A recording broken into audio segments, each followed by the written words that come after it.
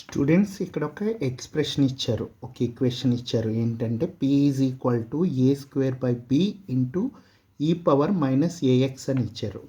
Students ఎప్పుడైనా మీకు ఇలా ఈ ఎక్స్పోనెన్షియల్ ఫార్మ్స్ ఉంటే కనుక దీన్ని మొత్తం డైమెన్షనల్ ఫార్ములా 1 అవుతుంది.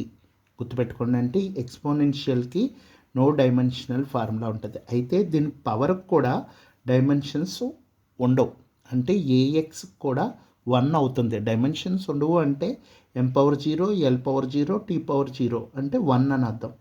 అంటే డైమెన్షన్స్ ఆఫ్ ax కూడా 1. అయితే వాళ్ళు మనల్ని ఏమడిగారంటే డైమెన్షన్స్ ఆఫ్ b అడిగారు.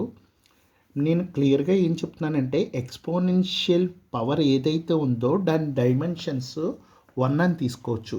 అంటే axకి దాని డైమెన్షన్స్ ఎక్స్పోనెన్షియల్ యొక్క పవర్ axకి డైమెన్షన్స్ 1 అని తీసుకోవచ్చు. 1 అయితే కనుక నీకు ఏకి కావాలి, ఎందుకంటే ఇక్కడ బీకి క్యాలిక్యులేట్ చేయాలంటే ఏకి తెలియాలి. కాబట్టి ఏ డైమెన్షనల్ ఫార్ములా ఏమని తీసుకోవచ్చు అంటే 1/x అని తీసుకోవచ్చు. అయితే ఇక్కడ క్వశ్చన్లో ఎక్స్ని డిస్టెన్స్ అని ఇచ్చారు కాబట్టి 1/l నథింగ్ బట్ l⁻−1 అంటే ఏ డైమెన్షనల్ ఫార్ములా l⁻−1 అని వచ్చింది. ఇప్పుడు ఈ ఎక్స్పోనెన్షియల్ మొత్తానికి కూడా డైమెన్షనల్ ఫార్ములా ఉండదు కాబట్టి 1 అని తీసుకోవచ్చు, నో డైమెన్షన్స్ అనమాట. అందుకని ఇదంతా 1 అయిపోతే dimensions of pressure is equal to dimensions of a²/b అవుతుంది. ఎక్కడైనా సరే ఎక్స్పోనెన్షియల్ ఉంటే కనుక దాని మొత్తానికి డైమెన్షనల్ ఫార్ములా 1 తీసుకోవచ్చు.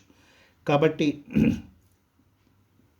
ఇప్పుడు నీకు b కావాలి కాబట్టి b is equal to a²/p అవుతుంది. ఇక్కడ p అంటే ప్రెషర్ అని ఇచ్చారు, a² అంటే నువ్వు ఇక్కడ ఆల్రెడీ ఏ వాల్యూ క్యాలిక్యులేట్ చేసావు కాబట్టి స్క్వేర్ చేస్తే -2 అవుతుంది. బై ప్రెషర్ అంటే నీకు తెలుసు కదా, ఫోర్స్ బై ఏరియా. ఫార్ములా వేస్తే ఏమొస్తుందంటే ml⁻−1 t⁻−2. ఇనీషియల్గా చేసిన రీల్స్లో చూడండి, కంపల్సరిగా ప్రెషర్ ఫార్ములా మీకు అక్కడ దొరుకుతుంది. ఫైనల్గా ఆన్సర్ ఏమొస్తుందంటే m⁻−1 l⁻−1 t⁻2 అవుతుంది. ఇది బి డైమెన్షనల్ ఫార్ములా అన్నమాట.